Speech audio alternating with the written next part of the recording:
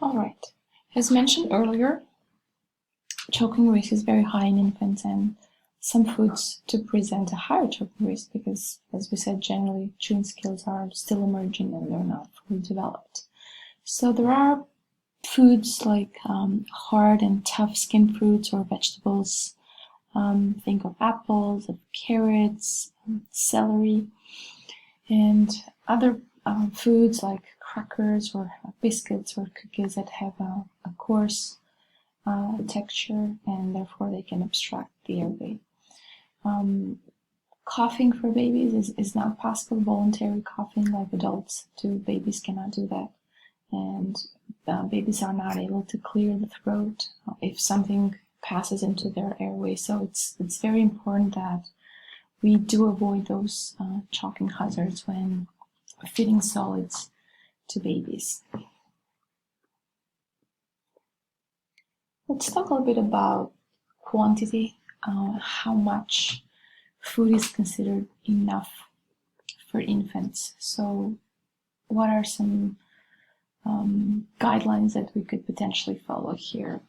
So we have to consider some important element here that, first of all, patterns of food intake can be very different among different infants, and that has to do with their temperament, their personality. Every baby is another, it's a different person.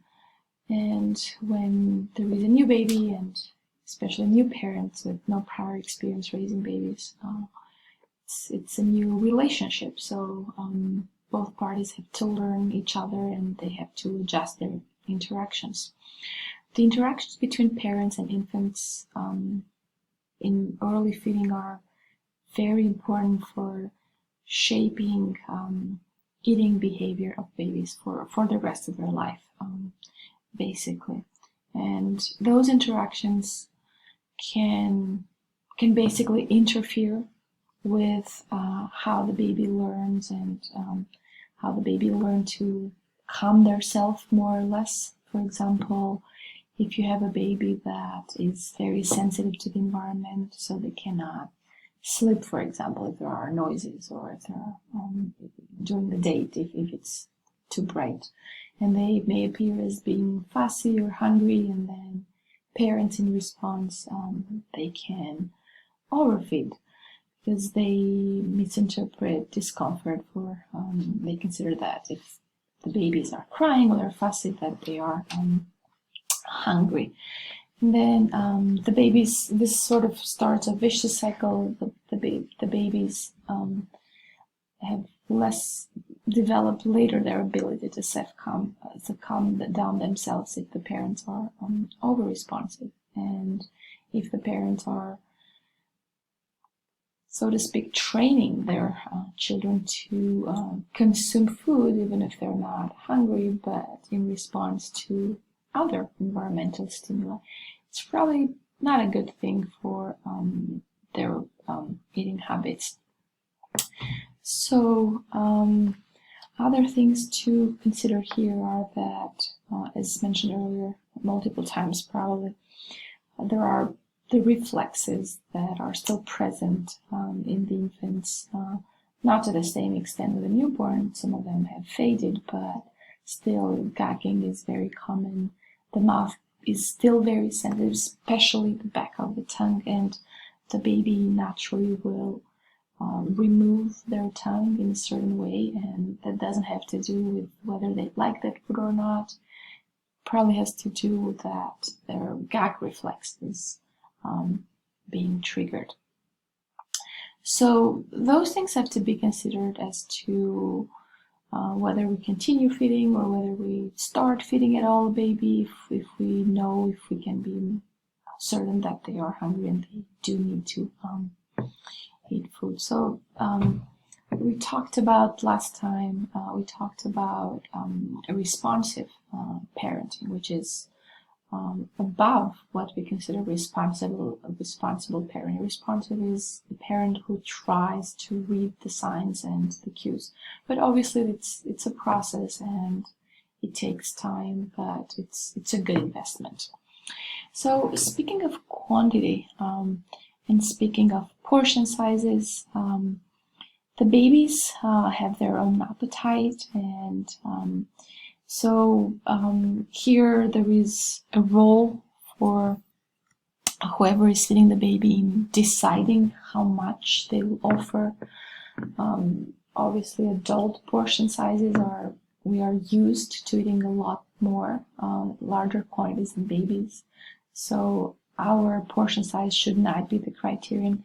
Another thing that can be misleading is when we use ready-made foods that we purchase in baby jars, and those come in certain sizes that are not necessarily the same with serving sizes. So caution has to be taken for that factor as well.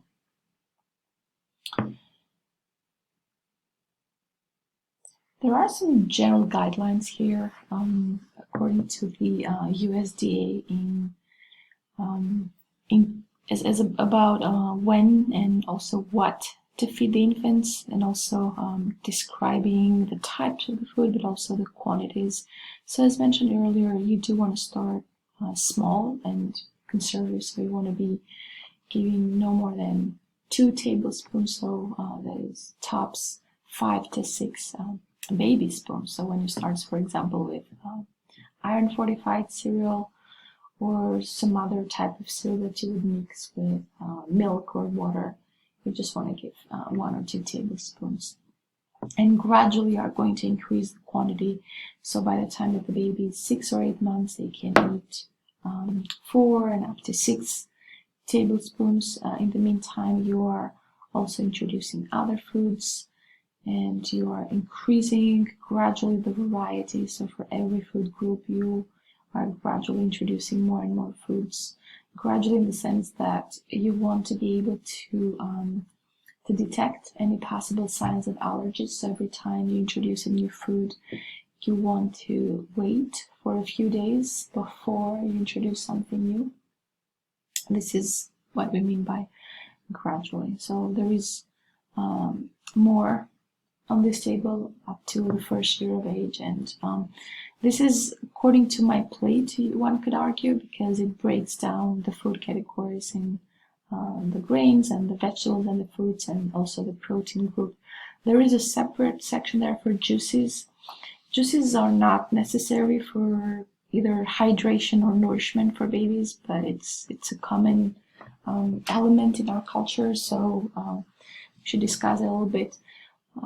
If juice is something that is common in that household, it can be offered to babies, but there has to be some limits as to making sure there isn't added sugar, for example, into that. So we'll discuss liquids a bit later.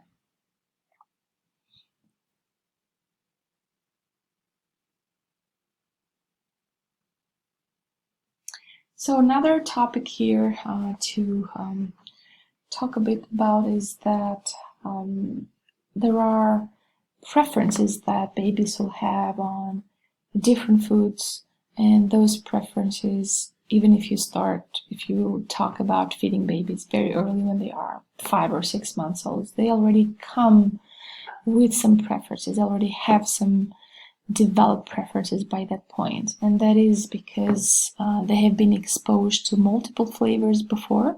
First, when they were in utero, and according to whatever the mother was eating, and later, if the babies were breastfed, the various flavors in the maternal diet were transferred in the breast milk that those babies were having. So there is exposure to flavors long before babies start consuming solids, so they're going to have certain preferences already at that point.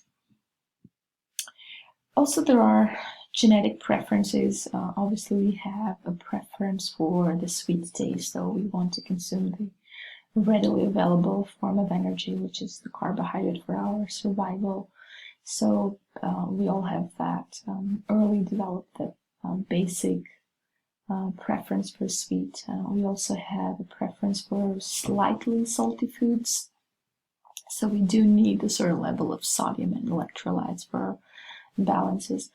But then we have a tendency to reject sour or to reject bitter flavor. So there are some considerations here when we think about how we learn the flavors. It does start very early, and it's something to consider when we want to have babies and children that develop healthful habits, and whatever preferences they have based on preferred flavors, they will not change that easily when these babies grow into children or later into adults. For example, children in families that have a high consumption of fruits and vegetables, they usually follow along and they also have fruits and vegetables. But the other way around is also true. So children growing in families that do not consume as many fruits and vegetables, they are not going to consume enough fruits and vegetables either. So if you basically want thinking of how you can prepare your child for better habits in feeding, and to sort of paraphrase a famous quote here by Gandhi, you can say that you must eat the foods that you wish your child to eat, but don't expect children to eat something that you don't like or you don't offer to them, so they don't have also that exposure and that behavioral component and that acquaintance. So it starts with biology. They have to recognize the flavor because they've been exposed to it, but it does continue later with exposure, as we will talk about later about toddlers, and there are still things to learn in terms of dietary habits. But flavor is definitely an important component of feeding in general, not just for babies, but for all life stages. So another thing to briefly discuss is fluids. So water, especially for breastfed babies, it's not necessary that they consume water. With formula, it's the same. So as long as the parents, they follow the instructions into preparing the formula, the baby doesn't need additional water unless the baby lives in very warm weather, for example. But generally, water is not recommended before 6 months. Speaking of milk, so it's either going to be breast milk or formula prepared to the instructions, and like we talked about, there are specialized formula for babies that cannot tolerate lactose, for instance, or there are other than cow milk based formula, there are also soy based formula. So there is a variety of formulas to choose from. Cow's milk is not should not be used before the 12 months.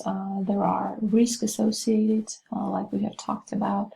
And when you start with cow milk, you do want to start with whole milk, and later you can transition to skim or low fat, but not earlier than 2 years. Babies up to this point, they still need to get an energy dense source, which is fat, but also all the different fatty acids for brain development, for and all these other factors we have discussed. Now, juices in particular, so even if they have to be, they will be introduced in the family environment, it shouldn't happen before 6 months. And here there are some things that you can do in a little bit of a better way, you can say. So you can either offer 100% juice, which means just the fruit juice and just the fructose from the fruit itself and not added sugar. But also you can dilute juice and water. You can mix juice and water, so you can reduce sugar intake like that. And you should put some limit to 4 to 6 ounces per day, because you still have a baby with a small stomach, and you don't want to fill them up with this sugar on the one hand, but also not so many other nutrients. And providing juice with a cup versus a bottle, it is better because it will delay and it will limit the overall amount of juice that is being offered.